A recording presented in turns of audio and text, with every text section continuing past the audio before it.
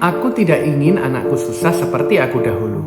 Oke, hal yang positif ketika dulu kita merasa susah membayar biaya sekolah, maka sekarang kita tidak ingin anak kita mengalami hal yang sama supaya mereka bisa sekolah dan menuntut ilmu dengan baik. Karena aku tidak ingin mereka susah sepertiku dulu. Atau dulu kita merasa susah untuk memenuhi makan makanan yang bergizi.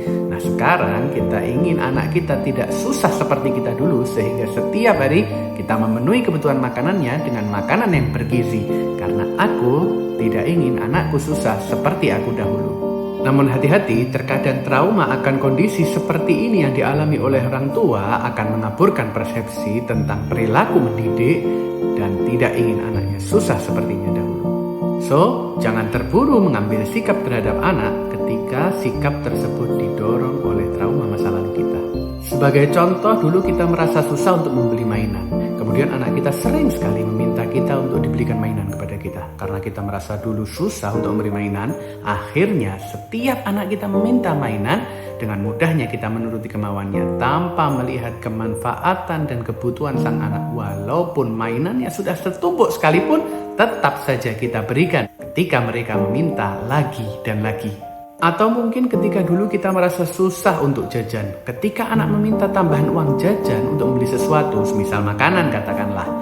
Karena kita tidak ingin anak kita susah seperti kita dulu, kita memberikannya. Padahal uang jajan yang diberikan sudah sangat cukup dan di rumah sudah tersedia makanan yang tersedia. Namun tetap saja kita berikan dengan alasan, aku tidak ingin anakku susah sepertiku dahulu. Contoh tadi adalah sikap yang diambil oleh orang tua atas dasar trauma susah di masa lalunya sehingga tanpa sadar mengesampingkan unsur mendidik terhadap anaknya. Seharusnya kita bisa lebih bijak memilih mana yang harus kita berikan dan mana yang tidak kita berikan.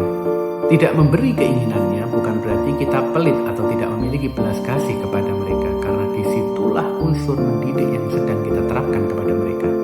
Atau mungkin menunda keinginannya juga bukan berarti kita pelit atau kita sedang berbuat jahat kepada mereka, karena disitulah anak akan belajar bahwa tidak semua keinginannya akan terwujud bersamaan dengan munculnya keinginan tersebut. Atau bisa jadi kita mengatakan, oke, Abah akan belikan ketika kamu telah menyelesaikan hafalan Al-Quranmu.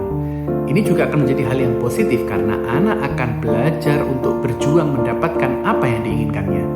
Jangan jadikan alasan aku tidak ingin anakku susah sepertiku dulu sebagai alasan untuk menuruti semua keinginannya tanpa nanti, tanpa henti, dan tanpa syarat.